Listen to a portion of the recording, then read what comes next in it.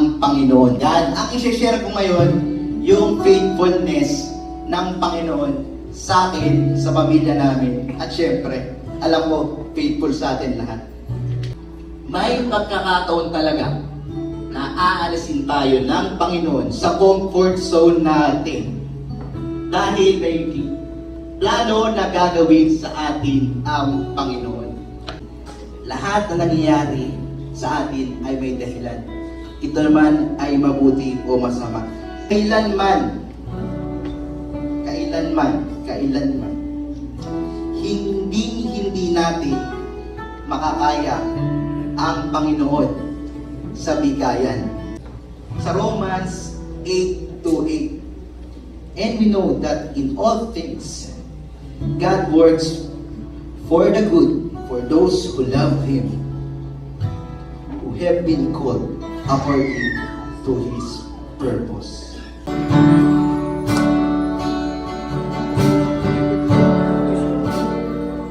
Mahal kita,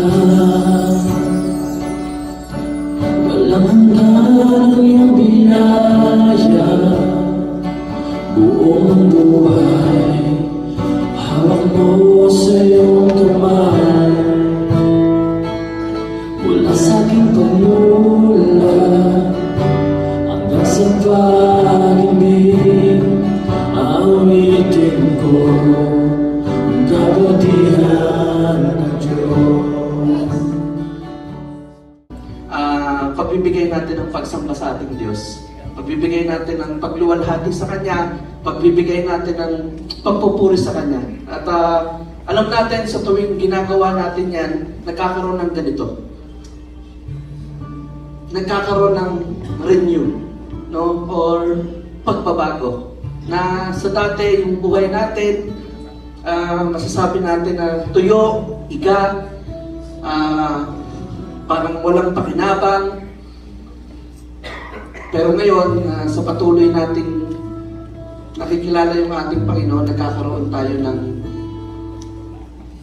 pagbabago. Sabi po dito, that at the name of Jesus, every knee should bow, in heaven and earth and under the earth, and every tongue acknowledge that Jesus Christ is Lord, to the glory of God the Father.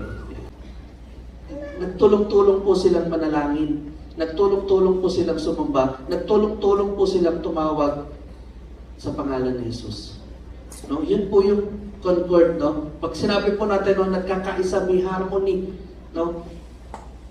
No? Kaya nga doon binanggit, no? Every knee should bow. No, lahat, mapabata, mapababae, lahat. Kailangan tayo tumawag tayo sa Panginoon. Kailangan lahat tayo magpuri tayo sa Panginoon. God knows us. Kilala niya tayo. Alam niya yung pangangailangan natin. Ano yung gagawin natin. Saan ba tayo magkukulang. Ano ba yung hinihingi natin. At ano pa man na nangyayari sa buhay natin. Kilala tayo ng Panginoon. Ikaw, Panginoon, ang katagumpayan ng buhay namin. Lord, hindi madali.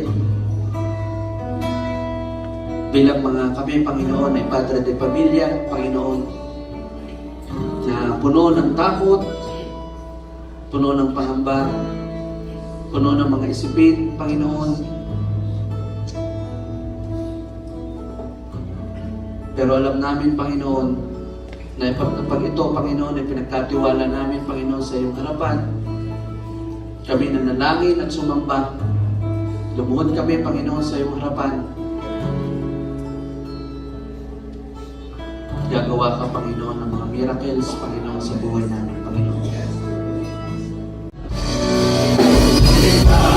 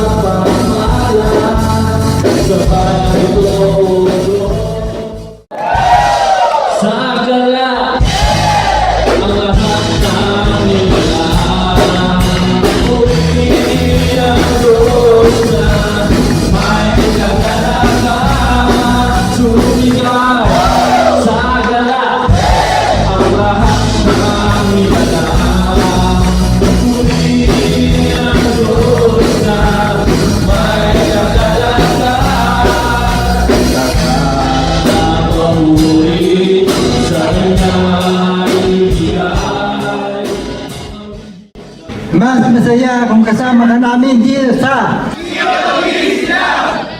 Ministry!